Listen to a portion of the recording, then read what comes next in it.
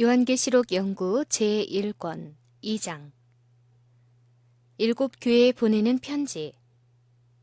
시작하는 이야기. 미켈란젤로의 유명한 조각 다윗상에는 이런 이야기가 전해온다. 어느 날 미켈란젤로는 한쪽이 떨어져 나가고 금이 간 대리석 덩이를 발견한다. 대리석 상인이 쓸모가 없다고 버리다시피 한 물건이었다. 미켈란젤로는 그 대리석을 헐값에 샀다. 그리고 깨진 것과 금이 간 것을 잘 이용하여 최고의 명작인 다윗상을 조각했다는 것이다. 우리의 인생에도 때로는 거친 풍파가 밀려올 때가 있고 시련이 많으며 깨져버리고 금이 가서 절망할 때가 있다. 그러나 우리를 하나님의 손에 맡기면 우리는 그 모든 흠에도 불구하고 불멸의 명작이 된다. 이것이 신앙의 위대함이요 아름다움이다. 일곱 교회들은 고난이 많고 핍박이 끝이 없었다. 그러나 일곱 촛대 사이를 다니시며 하나하나 세심하게 우리를 돌보시는 그리스도가 계신 이상 아무리 무서운 역사가 진행되어도 우리는 두렵지 않게 된다. 요한계시록 2장 3장에는 일곱 교회의 이름을 들어 각각 그 교회에 붙인 편지가 기록되어 있다. 성경에 있어서 7은 완전을 의미하는 숫자이다. 우리가 이 편지를 자세히 검토해 보면 그 하나하나가 당시 소아시아에 산재하고 있던 교회에 대해서 가장 적절한 칭찬이요, 질책이요, 또한 경고였다는 것을 알 수 있다. 일곱 개의 편지가 단순히 그 당시에 이들 일곱 교회에게만 주어진 것이라고 문자적으로 해석하는 것은 편지의 영감적이고도 예언적인 내용들을 간과하는 것이다. 일곱 개의 편지들을 자세히 보면 각각 다음과 같은 7가지 특징을 가지고 있는 것을 볼 수 있다. 즉, 첫째로 편지서의 머릿말에 수신자를 명시하고 그 교회를 향하신 각각 다른 예수 그리스도의 모습이 나타남. 둘째, 교회의 믿음에 대한 칭찬. 셋째, 교회의 잘못에 대한 책망. 네 번째, 열렬하고 동정과 권위에 찬 권면. 다섯 번째, 교회에 필요한 경고. 여섯 번째, 사명의 주의를 촉구하는 가장 엄숙한 권면. 일곱 번째, 승리자에게 그리스도께서 주시는 축복의 약속 등등이다. 일곱 교회 중 에베소와 서머나는 큰 항구 도시였다. 두아디라, 빌라델비아, 라오디게아는 각각의 지역에서 공업과 상업의 중심지였으며 크게 번성하는 도시였다. 리디아 왕국의 수도였던 사대와 부유한 버가모 왕국의 수도였던 버가모는 정치적인 중심지였다. 일곱 교회는 지리적으로도 서로 가까운 거리에 있었다. 인접한 교회 중에서는 80km가 넘는 곳이 없었다. 일곱 도시를 연결하는 편리한 도로가 있었으므로 일곱 교회를 여행하는 것은 크게 어려운 일이 아니었다. 일곱 교회에 보내진 기별은 편지 형식으로 되어 있어 수신자와 발신자가 나타난다. 신약 성경 다른 서신과의 차이점은 발신자이신 그리스도가 수신자의 영적 상태에 따라 각각 다른 모습으로 나타난다는 사실이다. 다음에 칭찬받을 만한 수신자의 영적 상태가 묘사되어 있고 책망과 견책도 그 뒤를 따른다. 그 다음 회개하라는 호소와 아울러 이기는 자에 대한 보상이 약속되어 있다. 에베소, 서머나, 버가모, 두아디라, 사대, 빌라델비아, 라오디게아는 물론 요한 당시 소아시아에 있던 실제 교회들이고 편지도 실제 그 교회들에게 보내져 회람되었다고 본다. 그러나 일곱 교회에 보낸 각각의 권면들은 어느 한 교회에만 해당되는 기별이 아니고 일곱 교회 전체에 해당되는 권면이다. 그러나 요한계시록이 미래에 일어날 일을 요한에게 미리 보여주신 책이기 때문에 일곱 교회들은 그 시대뿐만 아니라 요한의 시대부터 세상 끝까지에 일어날 각 시대의 교회들의 특성을 예언적으로 보여주고 있는 것이다. 그렇게 생각해야 할 이유를 설명하면 다음과 같다. 첫째, 구약성경 다니엘 2장의 신상이 느부갓네살의 때로부터 세상 끝날까지의 세상의 역사를 상징하고 있다는 것은 의심할 여지가 없다. 그것이 다니엘서 자체의 해석이기 때문이다. 이것이 또한 요한계시록 해석의 열쇠가 되기 때문에 요한계시록의 전반부, 즉 역사적인 부분을 취급하고 있는 7교회, 7인, 7나팔도 기록자의 시대로부터 세상 끝까지의 각 시대를 상징한다고 보는 것은 자연스러운 것이다. 둘째, 서머나 교회는 10일 동안 환란을 당하리라고 경고를 받았는데 그것이 단지 열흘을 가리키지는 않을 것이다. 그렇다면 10일은 예언적으로 계산하면 10년이 되는데 한 교회만 10년 동안을 핍박하지는 않았을 것이다. 그러므로 서머나 교회를 한 시대를 대표하는 것이라고 해석하여 서머나 교회 시대에 있었던 10년 동안의 핍박, AD 303년에서 313년으로 생각하면 문제가 풀린다. 4세기 초 교회는 디오클레티아누스 황제 때 시작된 10년 동안의 박해를 당하였다. 이것은 당시의 역사가 유세비우스도 그의 교회사에 정확히 기록하고 있다는 사실이다. 만일 7교회가 당시의 소아시아 실제 7교회만을 나타낸다고 하면 왜 이 경고가 모든 교회에 나타나지 않는가?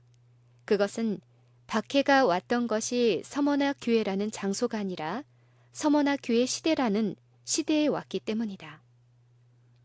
세 번째, 그리스도가 속히 오신다는 약속은 6번째 교회인 빌라델비아 교회에 보내는 편지에서만 나타난다. 특별한 재림운동의 시대를 나타내는 표현이라고 볼 수 있다. 네 번째, 그러나 7교회가 7시대를 나타낸다고 볼 수 있다고 해서 마지막 교회인 라오디게아 교회 외에는 우리와 상관없는 기별인 것은 아니다. 요한이 1차적으로는 이 편지들을 소아시아의 7교회에 보내어 회람시켰다는 사실도 잊지 말아야 한다. 그러므로 7교회의 기별은 각각 오늘날 우리들에게 해당되는 말씀이다. 에베소 교회의 기별은 첫사랑을 버린 우리들에게 어디서 떨어진 것을 생각하고 회개하여 처음 행위를 가지라는 권면이요. 버가모 교회에 보내는 기별은 극히 세속적인 세상에 살면서 발람의 교훈에 빠지기 쉬운 우리들에게 주시는 경고이다. 라오디게아 교회에 보내는 기별은 마지막 시대에 살면서도 미지근한 신앙을 가지고 있는 우리들에 대한 경고이다. 그러므로 7교회에 보내는 권면과 경고는 오늘을 살아가는 우리 모두에게 동시에 해당되는 말씀임을 깨닫고 그 모든 경고와 교훈들을 오늘 나에게 주시는 하나님의 말씀으로 받아들여야 할 것이다. 각 교회를 구분하는 시대적 연대는 사도시대부터 재림시까지 7단계의 구분을 위해서 필요하긴 하지만 1년의 오차도 없는 절대적인 것으로 생각할 필요는 없다. 최근의 학자들은 정확한 연대보다는 시대별 구분을 더 선호한다. 즉, 사도시대 1세기, 박해시대 2세기에서 3세기, 세속화시대, 타락의 시대 4세기에서 5세기, 중세시대 5세기에서 15세기, 종교개혁시대 15세기에서 18세기, 선교시대 및 재림운동의 시대 18세기에서 19세기, 종말시대 19세기에서 재림까지 등으로 분류하는 것이다. 그러나 독자의 이해와 편리를 위해서는 중요한 사건이 일어나는 연대도 편리한 점이 있기 때문에 시대별로 구분하여 도표를 그려보면 다음과 같다. 에베소 교회에 보내는 기별, 초기 교회, AD 31년에서 100년. 1. 에베소 교회는 어떤 교회인가? 계시록 2장 1절. 에베소 교회 사자에게 편지하기를 오른손에 7별을 붙잡고 7 금촛대 사이에 다니시는 이가 가라사대. 설명.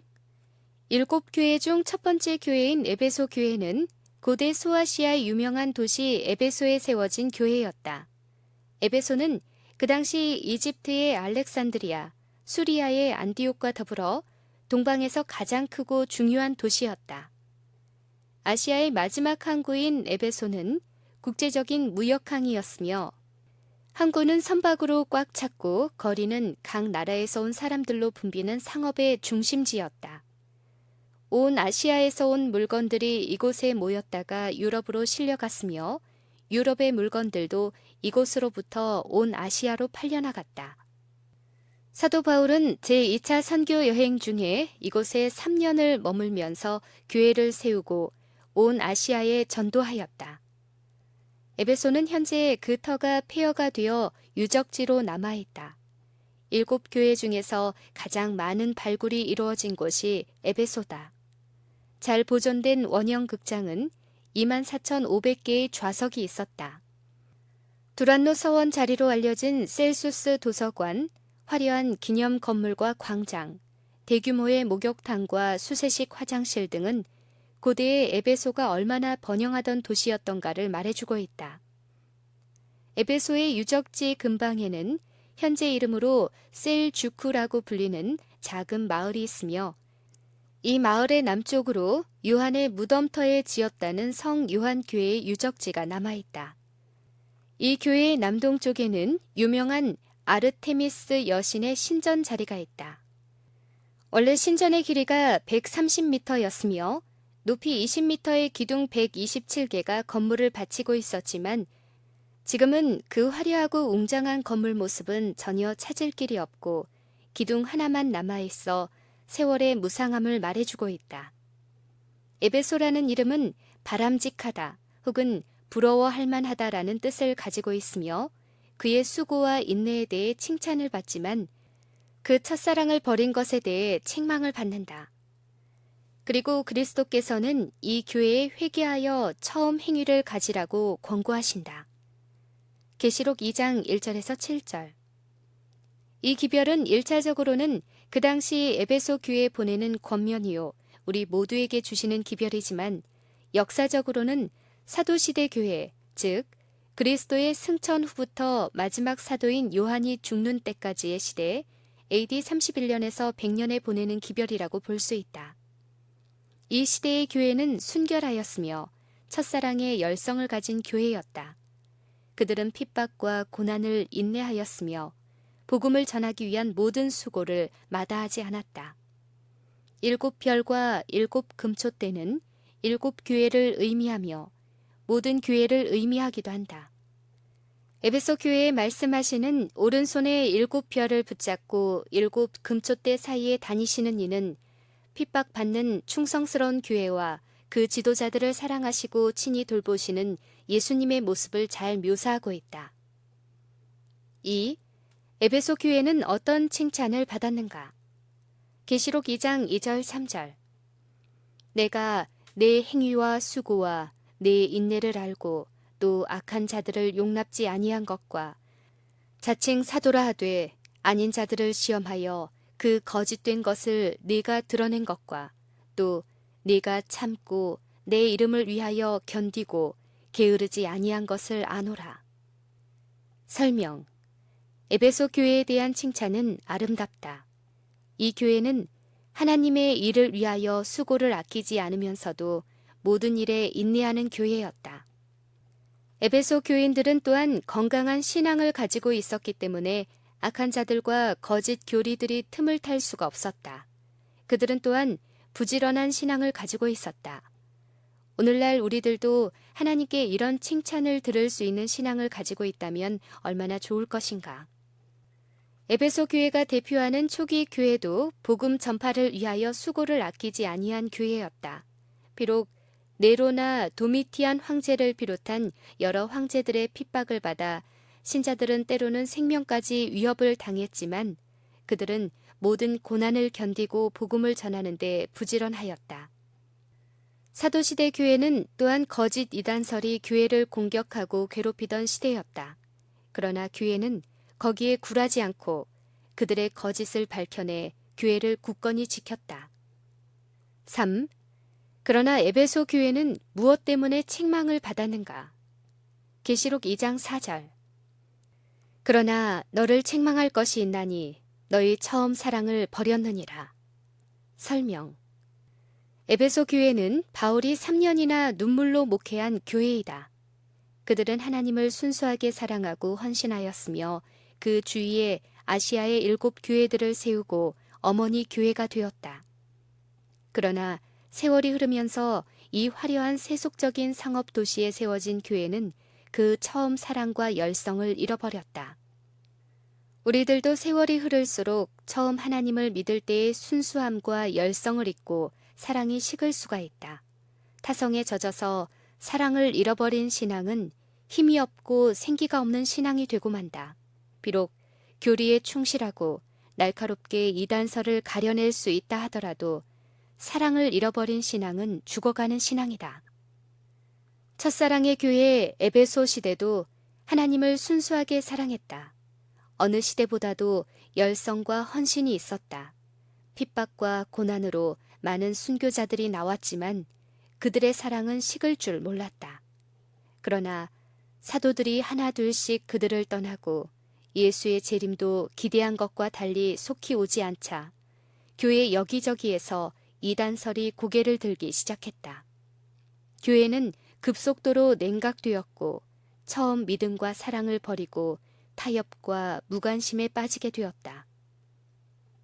4. 예수께서 주신 권면은 무엇인가? 계시록 2장 5절. 그러므로 어디서 떨어진 것을 생각하고 회개하여 처음 행위를 가지라. 만일 그리하지 아니하고 회개치 아니하면 내가 네게 임하여 네 촛대를 그 자리에서 옮기리라. 설명. 예수께서는 에베소 교회에게 어디서 떨어졌는가를 생각해 보라고 권면하신다. 그리고 회개하여 처음 행위를 가져야지 만일 그렇게 하지 않고 회개치 아니하면 내가 네게 임하여 네 촛대를 그 자리에서 옮기리라고 엄숙하게 경고하신다. 회개하여 처음 행위를 가지라는 호소의 말씀은 오늘날의 우리에게도 주신 말씀이다. 우리가 처음 그리스도인이 되었을 때의 순수했던 믿음과 열성을 생각해보자. 지금이 오히려 처음 믿을 때보다 못하다는 말을 자주 들을 수 있는데 이것은 큰 문제다. 어디서 떨어졌는가를 깊이 생각해 보아야 한다. 참된 신앙이란 날이 가면 갈수록 더욱 신선해지고 더욱 감격스러워지는 상태를 말한다. 만일 우리 신앙이 계속 활력을 잃고 열매를 맺지 못한다면 우리 신앙은 메마르고 마침내 죽어갈 것이고 마침내 네 촛대를 그 자리에서 옮기리라 하신 두려운 말씀이 이루어질 것이다. 초기 교회도 첫사랑의 교회였고 순결한 교회였다. 그리스도를 향한 그들의 사랑에는 생기가 있었고 진심에서 우러난 열렬한 애정 표시가 있었다. 세상은 그들의 모습을 보고 하나님의 살아계심을 알았다.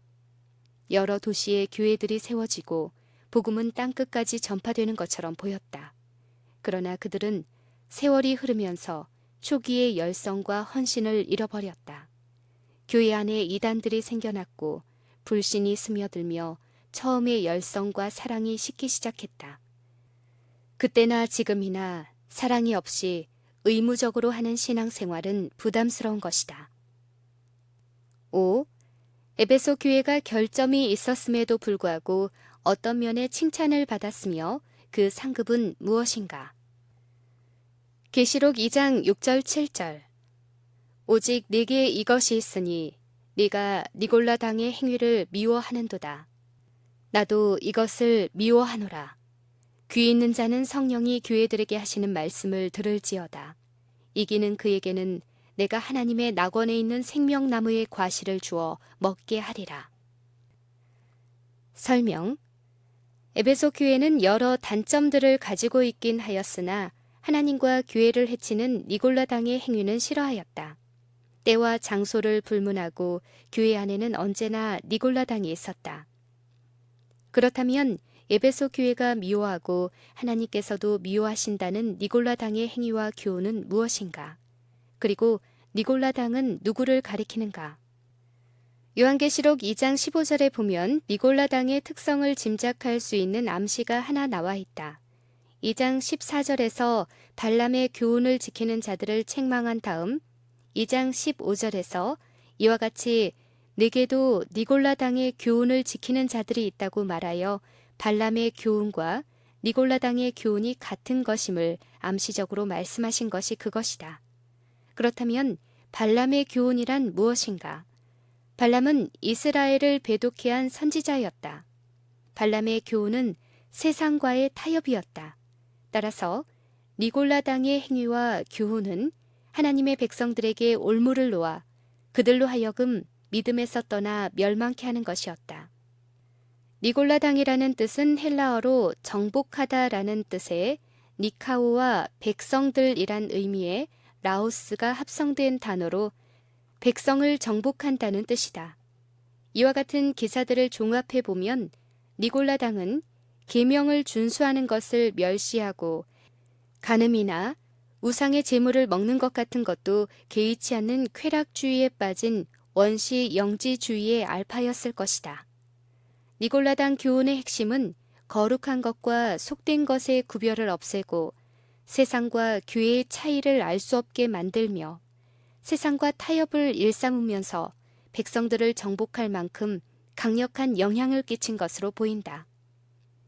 그러나 세상의 모든 향락과 쾌락을 떠나서 홀로 하나님의 말씀을 명상하고 기도하기를 좋아하는 자는 니골라당의 교훈을 떠나서 성령이 교회들에게 하시는 말씀을 들을 수 있는 영적 귀를 가질 수 있을 것이다. 그렇게 성령의 음성을 듣고 사는 자는 세상을 이기는 믿음을 가질 수 있을 것이고 마침내 이기는 그에게는 하나님의 낙원에 있는 생명나무의 과실이 주어질 것이다. 초기 교회 시대도 세월이 지나면서 그 열성이 식기는 했으나 여전히 기본적인 충성심은 가지고 있었다. 초기 교회 시대는 세 가지 문제를 가지고 있었다. 첫째는 외부에서 밀려오는 핍박이요. 둘째는 내부에서 생겨나는 거짓 가르침들이요. 셋째는 재림이 지연되는 문제였다. 사도시대 교회는 니골라당의 교훈, 즉 교회를 해치는 거짓 가르침에 대해서는 단호히 대처하여 하나님의 신임을 받았다. 서머나 교회 보내는 기별, 박해시대, AD 100년에서 313년. 6. 그리스도는 어떤 분으로 묘사되었는가? 서머나 교회의 사자에게 편지하기를 처음이요 나중이요 죽었다가 살아나신 이가 가라사대. 계시록 2장 8절. 설명. 서머나는 지금은 이즈미르라고 불리는 에게해에 위치한 터키의 아름다운 항구 도시다. 서머나는 BC 1100년경부터 사람이 살기 시작했으며 BC 800년경 도리아인들의 침략을 받아 그리스로부터 쫓겨난 이오니아인들이 이곳을 점령하고 터키 중서부에 걸쳐 위대한 문명을 건설하였다. 유명한 장님 서사시인 호메로스가 태어나 활약한 곳도 바로 이곳 서머나였다. 한때 리디아 왕국의 침략을 받아 폐허가 된 이곳에 알렉산더 대왕은 새 도시를 건설하였다. 그 후 서머나는 버가모 왕국의 일부가 되었다가 로마 제국에 편입되어 크게 번성하였다. 서머나는 대형 시장인 아고라, 2만 명 이상을 수용할 수 있는 원형극장과 체육관 등을 갖춘 전형적인 로마의 도시였다.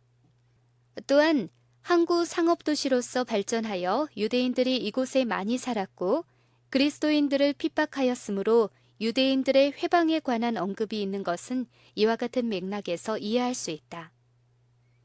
서머나는 비잔틴 제국, 오스만 터키 제국 등의 역사적 변천에도 불구하고 그 지리적인 중요성 때문에 계속 번성하였다. 비잔틴 제국은 도시 곳곳에 기독교적 유적을 많이 남겨놓았으나 아랍 및 터키인들의 침략으로 기독교 유적은 거의 사라졌으며 수차례의 지진으로 거의 모든 고대 유적지가 대파되었다. 서머나는 또한 침략자들에 의하여 잔인한 파괴와 핍박을 당한 도시이다. 고트족, 몽골족, 셀주크족, 그리고 십자군들까지 서머나를 침략하여 수만의 사람들이 목숨을 잃은 곳이 바로 이곳이다.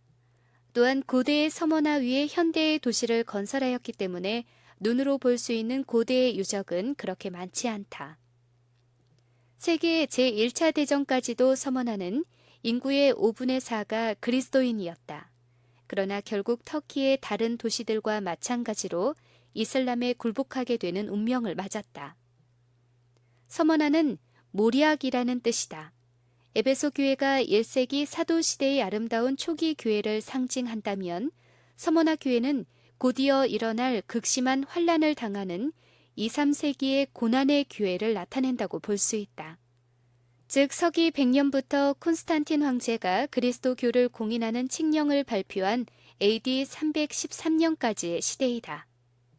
모리악은 진리기면 더욱더 짙은 향기를 풍기는 향료다. 서머나 교회는 극심한 고난과 핍박을 당했지만 그러면 그럴수록 더욱더 온 세상에 강렬한 그리스도인의 향기를 발하였다. 이 박해시대의 교회는 비록 환난과 궁핍을 당하였지만 실상은 영적으로 부유한 교회였다. 그들이 당하는 고난이 크겠지만 죽도록 충성하면 생명의 면류관을 얻을 것이었다. 서머나 교회에 편지하시는 그리스도는 처음이요 나중이요 죽었다가 살아나신 이시다. 처음이요 나중이라는 표현은 요한계시록에 자주 나오는 표현으로 하나님의 영원하심과 변함 없으심을 말해주고 있다. 죽었다가 다시 살아나신이라는 표현은 부활하신 그리스도를 높이고 찬송하는 말인데 핍박당하고 순교당하던 사대 교인들에게는 부활의 소망을 상기시켜주고 영원한 소망을 일깨워주는 가장 적절한 표현이었다. 7. 서머나 교회는 어떤 환난과 시련을 당할 것인가? 계시록 2장 9절. 내가 내 환난과 궁핍을 아노니 실상은 내가 부요한 자니라. 자칭 유대인이라 하는 자들의 회방도 아노니 실상은 유대인이 아니요 사단의 회라. 설명. 서머나 교회는 책망이 없는 교회다. 서머나 교회는 황제 숭배와 유대인 율법주의자들 때문에 많은 핍박을 당하였다. 더군다나 궁핍하기까지 하였다. 서머나는 부유한 도시였지만 서머나의 그리스도인들은 가난하였다. 그러나 영적으로는 그들만큼 부유한 사람들이 없었다. 오늘날 우리들에게도 환난과 궁핍은 그치지 않는다. 사단과 그의 무리들은 여러 가지 방법으로 하나님의 백성들을 괴롭히고 있다. 어떤 사람들은 견디기 어려운 시험에 빠지기도 한다. 그러나 우리가 하나님께 충성을 다하면 언제나 승리는 우리 것이다. 그런 의미에서 하나님의 백성은 부유한 사람들이다. 서머나 교회 시대의 하나님의 백성들은 많은 환난과 궁핍을 당하였다. 1세기에 있었던 핍박 등은 네로의 핍박들을 비롯하여 즉흥적이고 일시적이었으나 2세기부터의 핍박은 다분히 정치적이고 의도적이며 조직적인 것이었다. 이 시대의 대표적인 박해자는 로마 황제 트라이안과 디오클레티안 등이 있었으며 폴리캅, 저스틴 말터 등 수많은 순교자들이 나왔다. 그들은 환난과 궁핍을 당하고 붙잡혀 짐승에게 찢기거나 화형을 당하기도 하였지만은 영적으로는 순결하고 부유하였다. 이 시대의 순교자 중 요한의 제자 폴리캅이 유명하다. 지금도 서머나 시내 중심가에 자리 잡고 있는 폴리캅 기념교회는 화재로 소실된 후 17세기에 새로 지어진 건물로 폴리캅과 관련된 여러 가지 성화가 그려져 있다. 특히 폴리캅의 순교 장면을 그린 그림이 순례자들의 눈길을 끈다. 사도 요한의 직계 제자였으며 그로부터 직접 교육을 받았던 폴리캅은 서머나 교회의 감독이었다. AD 156년에 서머나에서는 그리스도 교회에 대한 대대적인 박해가 시작되었다. 지방 총독인 스타티우스는 잡아온 11명의 그리스도인들을 원형 경기장에서 맹수의 먹이로 희생시켰다. 이때 폴리캅은 밀고로 체포된 상태에 있었는데 총독 스타티우스는 그를 살려주고 싶어서 그의 신앙을 부정하라고 권하였다. 그러나 폴리캅은 86년간 나는 그분을 섬겨왔고 그분은 나를 한 번도 모른다고 한 적이 없는데 내가 어떻게 나의 주님을 모른다고 하란 말인가 하고 거절하였다. 총독은 할 수 없이 그를 화형에 처했다. 그러나 서머나 시대에는 그리스도인이라 불리면서도 전혀 성격이 다른 사람들이 있었다. 그들은 거짓과 위선으로 교회를 회방하고 참된 그리스도인들을 회방하였다. 그들은 그리스도인이라기보다는 사단의 무리들이었다. 특별히 마지막 시대에도 서머나 교회 시대처럼 큰 환란이 있을 것인데 이런 무리들이 참된 진리를 가진 남은 무리들을 핍박하고 잡아주는데 앞장설 것이다. 그들은 인류의 안정과 하나님을 위하여 그런 일을 한다고 강변하겠지만 사실은 사단의 일을 하고 있었다. 오늘날 우리들도 믿음에 굳게 서 있지 않고 이기심에 따라 행동하면 자신도 모르게 사단의 일을 할 수도 있음을 깨닫게 된다. 8. 서머나 교회 시대는 얼마 동안 환란을 받을 것인가? 계시록 2장 10절. 네가 장차 받을 고난을 두려워 말라.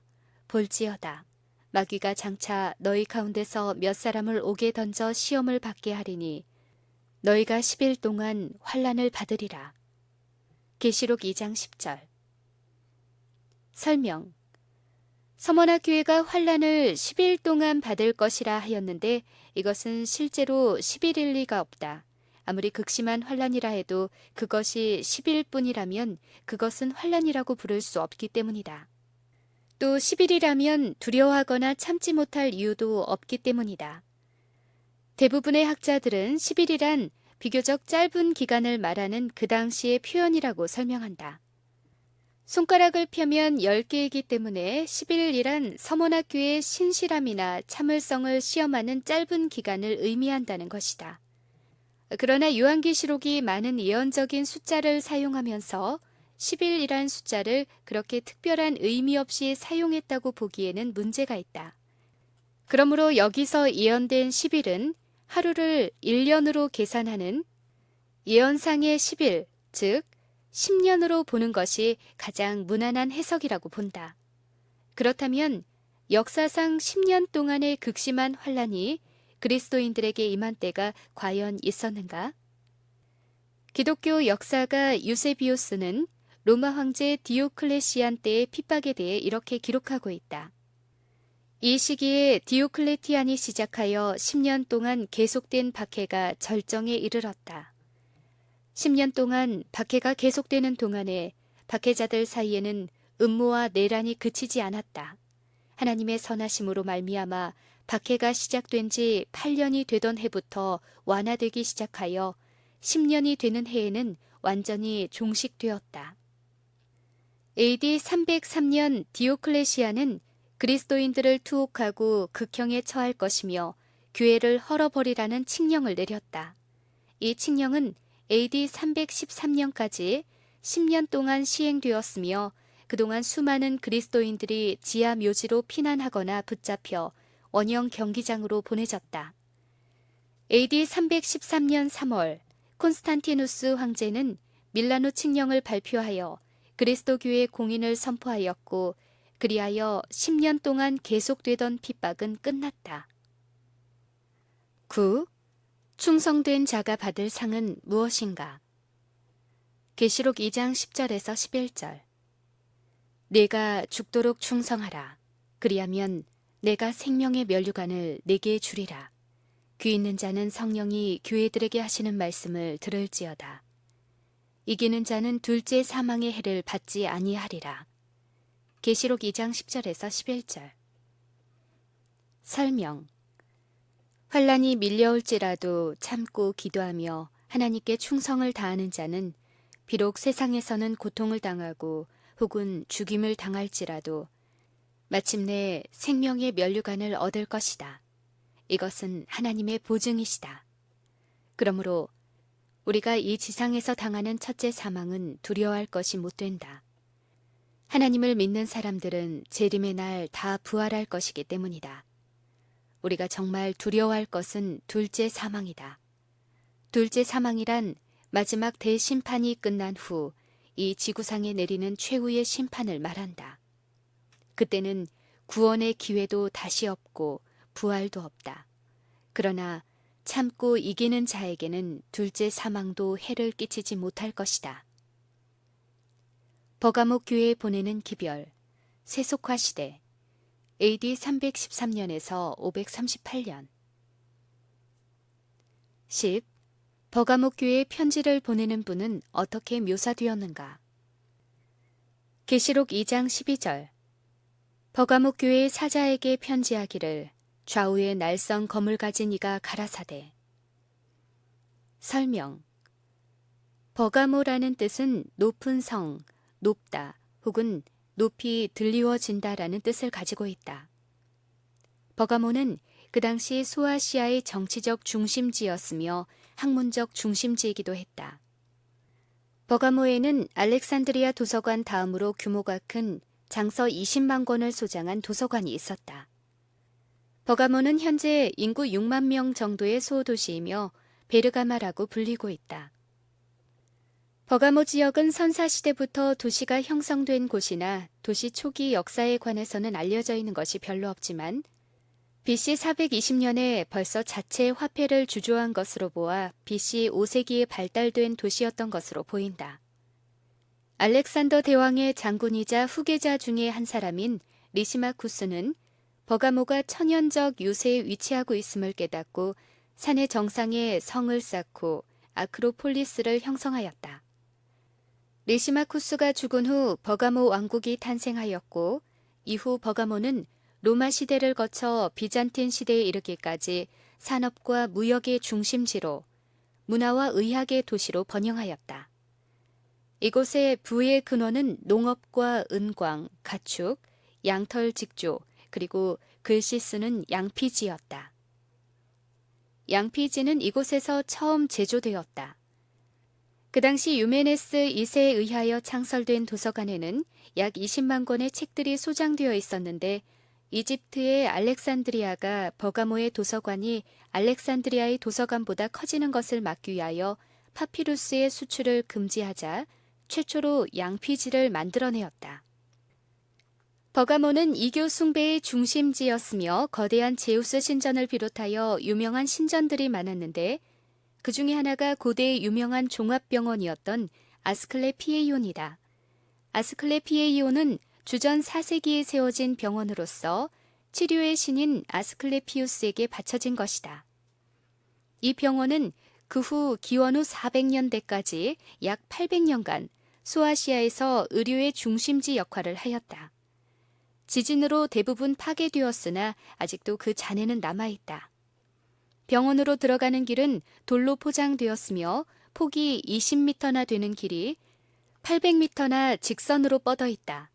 길 양편으로는 15m 높이의 돌 기둥들이 서 있어 장관을 이루는데 환자들은 이 긴 길을 걸으면서 명상을 통한 고도의 정신요법으로 치료를 받았다고 한다. 버가모에는 로마의 총독이 주재하였으며 로마의 추상 같은 명령이 전 아시아로 전달되었다. 버가모에는 또한 로마의 대법원이 설치되어 있어서 아시아 각도의 죄수들이 버가모로 호송되어 와서 칼날같이 엄격한 로마법에 의하여 재판을 받고 처형되었다. 로마는 권위와 칼의 상징이었다. 버가모 교회에 보내는 편지에서 그리스도는 좌우에 날선 검을 가진 이로 나타나신다. 그리스도께서 가진 칼은 로마의 칼과 달랐다. 그것은 살았고 운동력이 있어 좌우에 날선 어떤 검보다도 예리하여 혼과 영과 및 관절과 골수를 찔러 쪼개기까지 하는 하나님의 말씀의 능력이다. 우리는 이 세상 권세의 칼을 두려워할 것이 아니라 우리가 불순종하면 영원한 멸망에 이르는 하나님의 말씀을 두려워하는 마음으로 받아야 할 것이다. 11. 버가모 교회에는 어떤 칭찬이 주어졌는가? 계시록 2장 13절. 네가 어디 사는 것을 내가 아노니 거기는 사단의 위가 있는 데라. 네가 내 이름을 굳게 잡아서 내 충성된 증인 안디바가 너희 가운데 곧 사단에 거하는 곳에서 죽임을 당할 때에도 나를 믿는 믿음을 저버리지 아니하였도다. 계시록 2장 13절. 설명. 버가모시는 로마 제국에 합병된 하나의 식민 도시였지만 한때 버가모 왕국의 수도였으며 문화의 중심지였고 양피지 제조업이 발달하였다. 버가모에는 여러 이교의 사원이 건립되었으며 제우스 숭배의 중심지였고 여러 황제들에게 봉헌된 신전들이 있었다. 버가모가 당시 로마의 아시아도에서 정치적 중심지였기 때문에 당시 소아시아의 도시들 사이에서 경쟁적으로 퍼져나갔던 황제 숭배의 중심지가 된 것은 당연한 일이었다. 버가모는 또한 헬라 신들을 섬기는 중심지였다. 그들은 바위 위에 12m 높이의 제우스 제단을 만들었는데 그것은 거대한 보좌 같은 인상을 주었다. 그것은 버가모의 자랑이었으며 길이 39m, 넓이 11m, 높이 12m의 웅장한 제단이었고 예술성이 뛰어난 건축물이었다. 많은 주석가들은 이것이 요한계시록에 언급된 사단의 위라고 생각한다. 버가모는 참으로 사단의 위가 있는 곳이었으며 사단이 거하는 곳이라고 불릴 만큼 이교 숭배의 중심지였다. 그렇다면 버가모에서 죽임을 당했던 충성된 증인 안디바는 과연 누구인가? 유감스럽게도 안디바에 대해서는 알려진 바가 거의 없다. 안디바라는 이름은 신약에서 이곳에만 나오는데 안디는 반대하여 혹은 대신하여라는 뜻이고 바는 아버지의 단축형이다. 다시 말하면 아버지를 대신하여 일하는 사람이라는 뜻이다. 안디바는 아마도 이 이교의 중심지에서 하나님 편에 굳게 서서 타협을 거절하다가 죽임을 당한 사람들이었을 것이다. 충성된 증인의 증인은 마르투레스인데 여기서 순교자라는 영어 말터가 나왔다. 터툴리안의 전승에 의하면 안디바는 버가모 교회의 신실한 그리스도인으로 도미티안 황제 숭배를 거절하고 달군 노색 가마에 들어가 죽임을 당한 사람들이라 한다. 주석가들은 안디바를 개인으로 보는 경향이 있지만 배교하고 교회를 적대하는 무리들을 상징하는 발람, 니골라당, 이세벨 등의 명칭이 한 개인이 아니고 그룹으로 쓰여진 것처럼 안디바도 하나님께 충성스러운 무리들을 총칭하는 것이라고 보는 것이 좋을 것이다. 우리는 이 땅에서 안디바로 살아야 한다.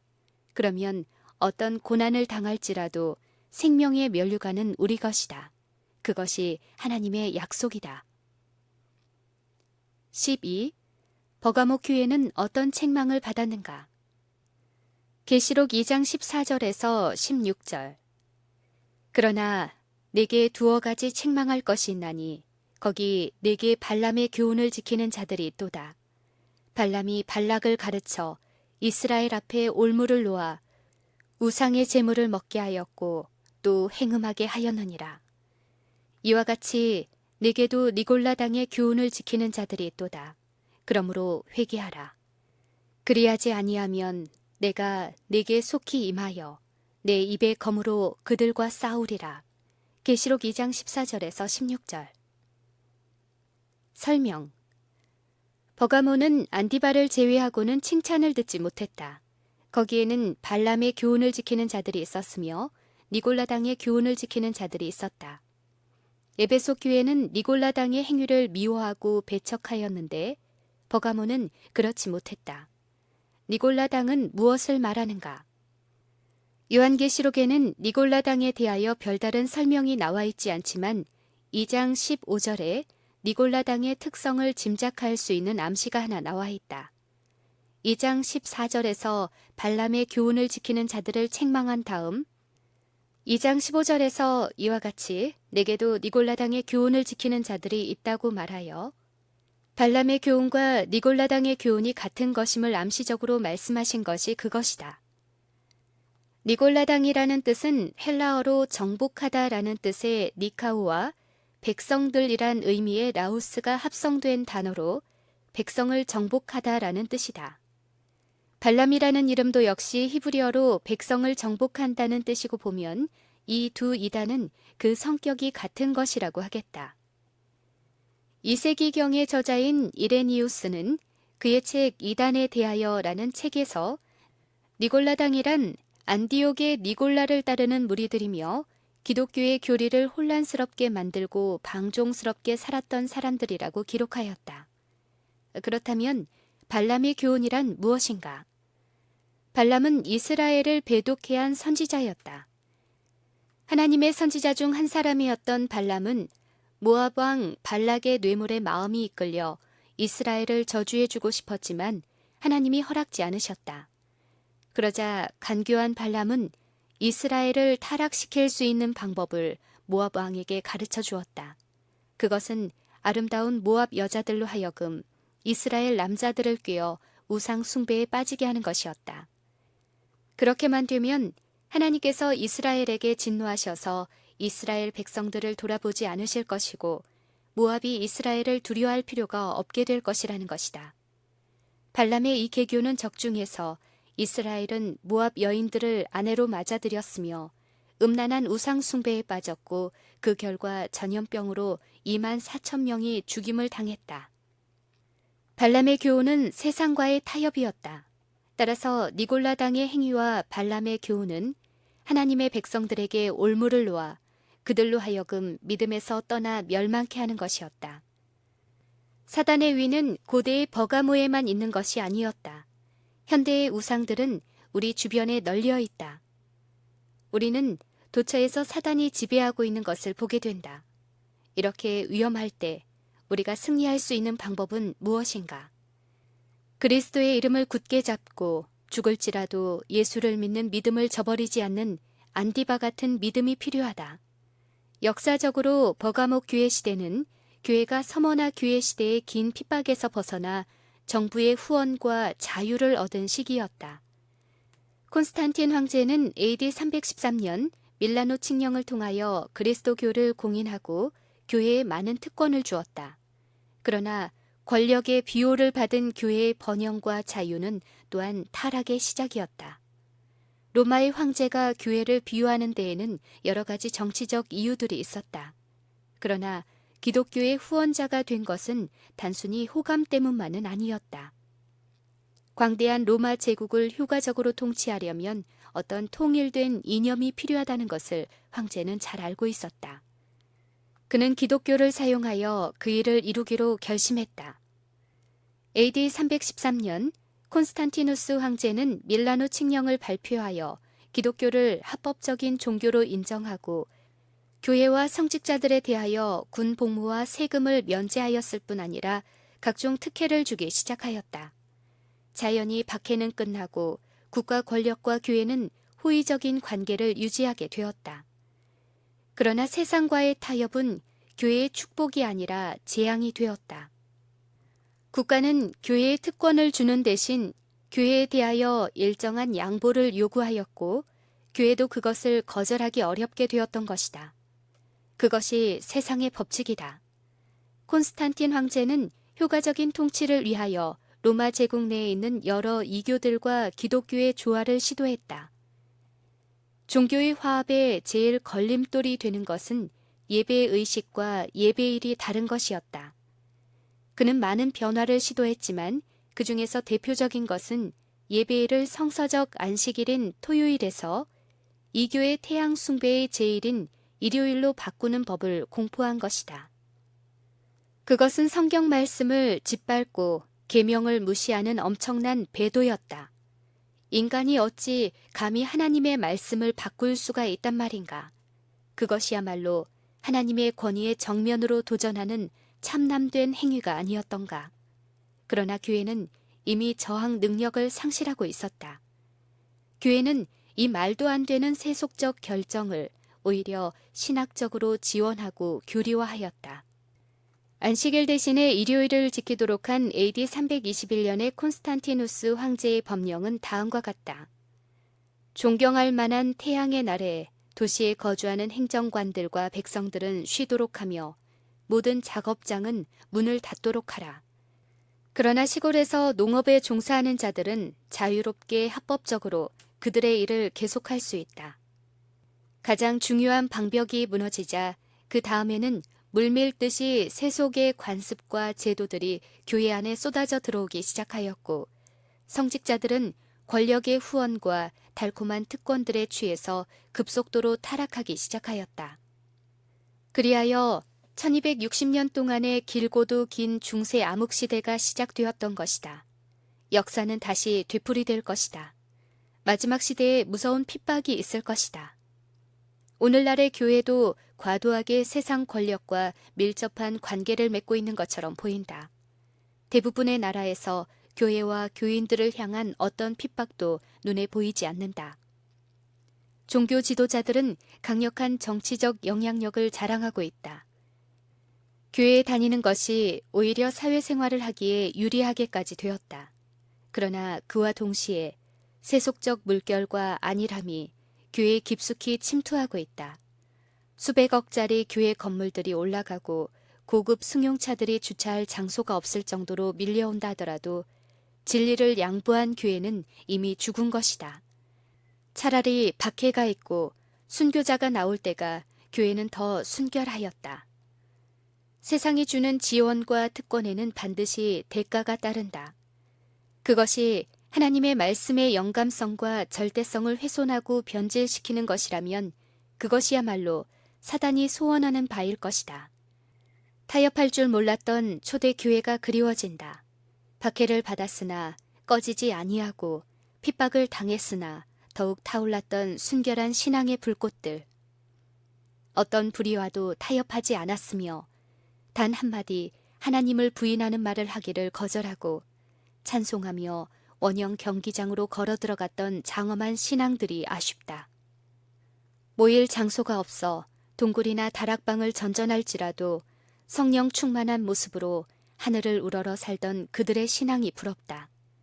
그럴 때 교회는 비로소 세상이 감당하지 못하는 강력한 하나님의 기관이 되고 세상을 향하여 빛과 소금의 역할을 다할 수 있을 것이기 때문이다. 그리스도께서는 버가목 교인들에게 회개하라고 권면한다. 그리하지 아니하면 그 입의 검으로 그들과 싸우리라고 말씀하신다. 검이란 하나님의 말씀을 의미하므로 하나님의 말씀을 따라 심판하시겠다는 엄숙한 경고의 말씀이다. 13. 버가목 교회에 주시는 상급은 무엇인가? 계시록 2장 17절. 귀 있는 자는 성령이 교회들에게 하시는 말씀을 들을지어다. 이기는 그에게는 내가 감추었던 만나를 주고 또 흰 돌을 줄 터인데 그 돌 위에 새 이름을 기록한 것이 있나니 받는 자밖에는 그 이름을 알 사람이 없느니라. 계시록 2장 17절. 설명. 버가모 시대 같은 세속화 시대에 원칙이 무너지는 타락한 시대에 하나님 편에 우뚝 서서 충성을 다하고 온갖 회유와 박해를 이겨내는 자에게는 상으로 감추었던 만나와 흰 돌을 줄 것이라고 하였다. 감추었던 만나는 무엇인가? 만나는 이스라엘 백성들에게 하나님께서 40년 동안이나 은혜로 주셨던 생명의 양식이다. 그것은 어떠한 장소, 어떠한 상황에서도 그들을 살피시며 구원하시겠다는 하나님의 보증이기도 하였다. 만나는 광야 생활이 끝난 후에는 법궤 안에 감추어져 지성소 안에 보관되었다. 예수께서는 자신을 만나, 즉 하늘에서 내려온 산떡으로 소개하셨다. 그러므로 감추었던 만나는 예수 그리스도 자신이시다. 그러므로 세상의 풍조에 휩쓸리지 아니하고 순결을 지킨 하나님의 자녀들은 무엇보다 가장 귀한 보물인 예수 그리스도를 얻게 될 것이다. 흰돌은 무엇이었는가? 요한계시록 전체를 통하여 흰색은 영광과 승리와 순결의 상징이다. 하나님의 보좌도 흰색이다. 요한계시록에서는 흰색이 항상 그리스도나 혹은 그리스도와 관련된 무엇을 나타내고 있다. 높임을 받으신 그리스도의 머리와 털은 희기가 흰 털 같았다. 진실한 신앙인들은 새 이름을 기록한 흰 돌을 받으며 또 그들은 흰 옷을 입는다. 24장로들도 흰 옷을 입으며 순교자들과 셀 수 없는 큰 무리들도 모두 흰 옷을 입었다. 인자가 흰 구름 위에 앉아 계시며 다시 오실 때도 그는 흰 말을 타고 있으며 그를 수행하는 하늘의 군대도 흰 옷을 입고 백마를 타고 있다. 고대의 재판정에서 흰돌은 무죄를 가리는 투표의 도구로 쓰여졌으며 운동 경기에서는 최종 승리자에게 수여되는 메달로 쓰였다. 그 돌 위에 기록된 새 이름은 새로운 인격과 새로운 관계를 의미한다. 이제는 그전 사람이 아니다. 새로운 피조물이 된 것이다. 오늘날 세속적인 타락한 세상에서 하나님의 진리에 굳게 서서 흔들리지 아니하는 사람들은 마침내 새 이름이 새겨진 흰돌을 승리와 구원의 표로 하나님께 받게 될 것이다. 두아디라 교회에 보내는 기별, 암흑시대, AD 538년에서 1517년. 14. 두아디라 교회에서는 그리스도의 모습이 어떻게 묘사되었는가? 계시록 2장 18절. 두아디라 교회의 사자에게 편지하기를 그 눈이 불꽃 같고 그 발이 빛난 주석과 같은 하나님의 아들이 가라사대. 설명. 두아디라는 다른 6도시에 비하여 별로 이름이 없는 도시다. 현재는 아키사르라고 불리는 현대 도시 밑에 파묻혀 있다. 두아디라란 이름의 뜻은 수고의 향기라고 알려지고 있다. 모직, 피역, 도자기 제조, 염색업 같은 제조업이 발전하였으며 주석의 재련업으로도 유명하였다. 일부 계급은 부유하였으나 대부분의 근로자들은 최저임금으로 근근히 살아가고 있는 가난한 도시였다. 그러나 두아디라 교회는 7교회 중에서도 가장 긴 편지를 받고 있다. 그만큼 이 교회를 향하신 하나님의 관심이 지대하신 까닭이다. 바울이 유럽의 첫 성읍 빌립보에 도착했을 때 유대인의 회당이 없어서 안식일에 강가에 나가 외롭게 예배를 드린 일이 있었는데 그때 바울을 만나 침례를 받은 루디아라는 여자가 바로 두아디라 출신 자주 장사였다. 두아디라 교회는 아마도 이 여인으로 말미암아 세워졌을 것이다. 두아디라는 특히 붉은색과 자주색의 염색으로 유명했는데 중세 암흑시대 로마 교황과 고위 성직자들의 예복이 자주 색깔이었음은 의미심장하다. 특히 요한계시록 17장의 음녀가 자줏빛과 붉은빛 옷을 입고 나타나는 것은 흥미로운 일이다. 두아디라 교회 시대는 역사적으로는 중세의 암흑시대에 속한다. AD 538년 로마의 교황이 지상권을 장악하면서 시작된 암흑시대는 AD 1517년 종교개혁으로 내리막길을 걷다가 1798년 교황이 프랑스 군인들에게 체포되면서 그 막을 내린다.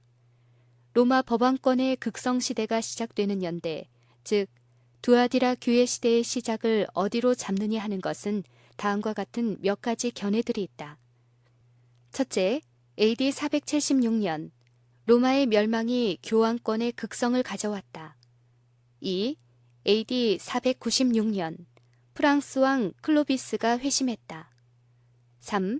AD 538년 절대적인 교회 권력을 교황에게 주는 유스티니아누스 칙령이 효력을 발휘했다. 그 중에서 AD 538년을 로마 교황권의 극성이 시작되는 계산점으로 잡는 것이 가장 합리적이며 성경상의 연대 계산에도 일치한다. 로마 교황권의 대낮은 세계의 밤중이었다. 그 암흑기간 동안 많은 충성스러운 성도들이 로마 교황의 박해를 받아 화영주와 형장의 이슬로 사라졌다. 타락한 로마 교황권에 저항한 walden스인들을 비롯한 개혁자들은 깊은 골짜기와 어두운 토굴에서 그들의 신앙을 이어왔으며 체포된 사람들은 악명 높은 종교재판소에서 그들의 신앙을 포기할 것을 강요받았다. 이런 두아디라 교회의 그리스도는 그 눈이 불꽃 같고 그 발이 빛난 주석과 같은 하나님의 아들로 나타난다. 요한계시록에 하나님의 아들로 표현된 곳이 이곳밖에 없다. 거짓 선지자 이세벨에 대항하여 하나님의 아들이 맞서고 계시다. 이것은 긴 암흑세월 동안 온갖 박해를 당하는 성도들을 위로하시는 그리스도의 모습을 적절히 표현하고 있다. 그리스도의 눈은 어떤 암흑도 꿰뚫고 마는 불꽃이다.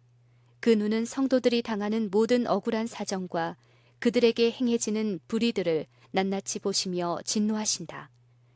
재련소에서 나오는 빛나는 쇳물이 그 앞을 가로막는 모든 것을 태워버리는 것처럼 그리스도께서 가는 곳은 모든 장애물들이 사루어져 없어지고 만다. 15. 두아디라 교회에 보내는 칭찬과 책망은 무엇인가? 내가 네 사업과 사랑과 믿음과 섬김과 인내를 아노니 네 나중 행위가 처음 것보다 많도다. 그러나 네게 책망할 일이 있노라. 자칭 선지자라 하는 여자 이세벨을 네가 용납함이니 그가 내 종들을 가르쳐 꿰어 행음하게 하고 우상의 제물을 먹게 하는도다. 또 내가 그에게 회개할 기회를 주었으되 그 음행을 회개하지 아니하는도다. 계시록 2장 19절에서 21절. 설명. 두아디라 교회 보내는 권면은 7교회 중에서 가장 길다. 두아디라 교회는 우선 그들의 사업과 사랑과 믿음과 섬김과 인내 때문에 칭찬을 받는다. 그리고 나중이 처음보다 더 좋은 발전하는 교회였다. 그러나 위험은 자주 내부에서 일어난다. 외부의 핍박에는 용감하게 맞서면서 그들의 신앙을 포기하지 않던 사람들이 내부의 불안과 세속적인 타협에는 어이없이 무너지고 마는 것을 쉽게 볼 수 있다. 그 거짓 선생들은 스스로를 선지자라고 하나 사실은 이스라엘을 우상 숭배와 타락으로 몰고 간 이세벨 같은 사람들이다. 두아디라 교회의 형편은 오늘날도 마찬가지다. 신앙생활에서 가장 무서운 것은 환난이나 고통이 아니라 세상과의 타협이나 세속화되는 것이다. 우리 마음속에 교활한 이세벨을 단호하게 물리쳐야 한다. 두아디라 교회 시대에 해당되는 중세의 암흑시대 때 충성스러운 그리스도인들은 많은 일들을 이루어냈다. 왈덴스인들은 라틴어 성경을 지방의 언어로 번역하여 가는 곳마다 전하였으며 순교의 위협을 무릅쓰고 사랑과 믿음을 가진 섬기는 전도자로 살았다. 그들 중에 상당수는 성경상 제7일 안식일을 신실히 지키는 사람들이었다. 그러나 두아디라 교회는 책망받을 일이 있었다. 그것은 자칭 선지자라 하는 여자 이세벨을 용납한 것이었다. 이세벨은 북방 시돈왕 에빠엘의 딸이며 이스라엘 제7대 왕 아합의 부인이다. 정책적으로 이스라엘 왕의 아내가 된 이세벨은 온 이스라엘을 바알과 아세라 여신 숭배에 몰아넣었다. 이세벨 때문에 우상 숭배에 빠지게 된 이스라엘은 3년 반 동안의 가뭄을 겪으면서 호된 시련을 당하였으며 엘리야는 갈멜산에서 850명의 바알과 아세라 제사장들과 대결하면서 여호와가 만일 하나님이면 그를 쫓고 바알이 하나님이면 그를 좇을지니라 하고 절규해야만 했다. 그렇다면 두아디라 교회가 받아들여서 교회가 타락하게 된 그 이세벨은 도대체 누구인가? 우상 숭배자 이세벨이 이스라엘과 결혼 관계를 맺어 온 이스라엘에 이교의 우상 숭배를 퍼뜨린 것처럼 두아디라가 용납한 이세벨은 두아디라 교회를 타락시킨 이교의 영향력을 대표할 것이다. 전술한 대로 버가모 교회 시대에 로마 황제의 승인을 얻어 공인받고 특혜를 누리게 된 로마 교회는 이제 두아디라 교회 시대에 이르러서는 세속 권력도 좌지우지하게 될 만큼 권세가 커졌다. 교회는 권력에 취하였고 타락해가는 과정에서 많은 이교의 관습과 교리들을 받아들일 수밖에 없게 되었다. 그리하여 그가 내 종들을 가르쳐 꾀어 행음하게 하고 우상의 제물을 먹게 하였다는 책망의 말씀이 바래진 것이다. 대표적인 것들이 마리아를 비롯한 성상 숭배의 교리다. 할 수 없이 로마 교회는 너를 위하여 새긴 우상을 만들지 말고 아무 형상이든지 만들지 말며 그것들에게 절하지 말며 그것들을 섬기지 말라는 10계명의 둘째 계명을 자기들의 성경에서 삭제할 수밖에 없었다. 그 외 신비 종교인 미스라의 태양 숭배에서 나온 크리스마스라든지 부활절의 관습 같은 것도 그 당시 이교의 풍습이 교회 안에 들어왔다는 것은 이미 주지의 사실이다. 백과사전에서 크리스마스나 부활절의 유래를 찾아보면 알 수 있다. 구약시대의 이세벨이 선지자들에 의해 회개하라는 경고를 받은 것처럼 로마 교회도 외부의 개혁자들과 내부의 경건한 신도들에 의해 회개와 개혁을 요구받았다. 그러나 이세벨이 끝내 거절한 것처럼 두아디라 시대의 로마 교회도 그 모든 호소와 경고들을 받아들이지 않았다. 16. 회개를 거절하는 그들에게 어떤 벌이 임할 것인가? 계시록 2장 22절에서 23절. 볼지어다 내가 그를 침상에 던질 터이요 또 그로 더불어 간음하는 자들도 만일 그의 행위를 회개치 아니하면 큰 환난 가운데 던지고 또 내가 사망으로 그의 자녀를 죽이리니 모든 교회가 나는 사람의 뜻과 마음을 살피는 자인 줄 알지라. 내가 너희 각 사람의 행위대로 갚아주리라. 계시록 2장 22절에서 23절. 설명. 하나님께서는 세상과의 타협을 싫어하신다. 침상에 던진다는 것은 무엇을 말함인가?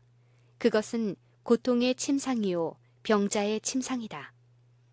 타락한 세상이나 교회를 따르고 그의 혼합된 교리에 동조하는 사람들도 결국 큰 환난을 당할 것이다.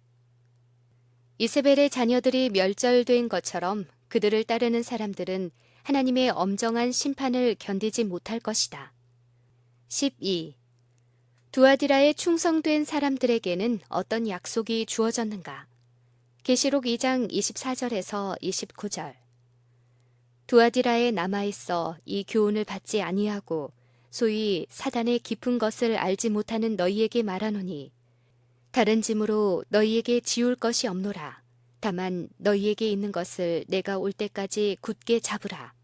이기는 자와 끝까지 내 일을 지키는 그에게 만국을 다스리는 권세를 주리니 그가 철장을 가지고 저희를 다스려 질그릇 깨트리는 것과 같이 하리라. 나도 내 아버지께 받은 것이 그러하니라. 내가 또 그에게 새벽별을 주리라. 귀 있는 자는 성령이 교회들에게 하시는 말씀을 들을지어다. 계시록 2장 24절에서 29절. 설명. 그러나 두아디라 교회에는 세상과 타협하지 아니하고 하나님 편에 신실하게 남아있는 사람들이 있었다. 그들은 사단의 깊은 것을 알지 못하는 사람들이었다. 여기서 알지 못한다라는 헬라어는 직접 관계를 통해 체험하지 못한다는 뜻이다. 하나님께서는 그 신실한 사람들에게 만국을 다스리는 권세를 약속하셨다. 또한 그들은 새벽별을 받을 것이다. 신실한 하나님의 백성들은 그리스도와 함께 만국을 다스리는 권세를 받을 뿐만 아니라 그리스도와 특별하고도 깊은 관계를 갖게 될 것이다. 이세벨 시대의 이세벨의 우상 숭배 정책에 동조하지 않고 하나님을 위하여 통탄하고 순결을 지킨 사람들이 있었던 것처럼 두아디라 교회 시대에도 교회의 부패를 슬퍼하고 경고하다가 핍박을 당한 많은 경건한 무리들이 있었다. 그들은 이태리와 프랑스의 궁벽한 알프스 산중으로 피하여 성경을 번역하고 전하며 제7일 안식일을 준수하고 성경 말씀대로 순종하며 살기로 결심한 사람들이었다. 그들에게 그리스도께서는 더 이상의 것을 요청하지 않으시고 다만 그 순결한 신앙을 재림 때까지 굳게 잡고 있으라고 권면하신다. 쫓기고 핍박을 당하면서도 끝까지 참고 충성을 다한 사람들은 마침내 만국을 다스리는 권세를 받게 될 것이다. 이것은 그리스도의 재림 후 성도들이 1000년 동안 왕노릇할 것을 말씀하신 것이다. 하나님께 순종하고 충성한 사람들에게 주시는 그분의 보상은 상상을 초월할 것이다. 새벽별을 주리라는 말씀은 무엇을 의미하는가? 성경에서 새벽별은 1차적으로 예수 그리스도를 의미한다. 베드로도 또 우리에게 더 확실한 예언이 있어 어두운 데 비추는 등불과 같으니 날이 새어 샛별이 너희 마음에 떠오르기까지 너희가 이것을 주의하는 것이 가하니라 라고 하여 새벽별이 그리스도임을 암시하고 있다. 참고 이기는 자들은 종교적인 암흑을 벗어나 마침내 새벽별 같은 그리스도를 만날 것이다. 그러나 내가 새벽별을 주리라고 하셨기 때문에 새벽별을 그리스도 자신이 아니라 그리스도께서 두아디라 교회에 주신 훌륭한 지도자라고 생각할 수도 있다. 종교개혁의 새벽별이라고 불리우는 위클립이나 루터를 비롯하여 여러 개혁자들이 새벽별처럼 떠올라 중세의 암흑을 밝혔기 때문이다. 명상할 문제. 우리가 하나님을 정말 사랑해 본 일이 있는가? 하나님께 대한 우리의 처음 사랑을 지금도 가지고 있는가? 고난이 왔다고 해서 쉽게 실망하고 있지는 않은가? 하나님이 계시지 않는 것처럼 떨고 슬퍼하며 낭망하지 않았는가? 혹시라도 세상적이고 세속적인 이세벨의 교훈에 빠져 하나님을 슬프게 하지 않았는가? 하나님께서는 우리가 회개하여 죽도록 충성하면 우리에게 생명의 면류관을 주시겠다고 약속하신다.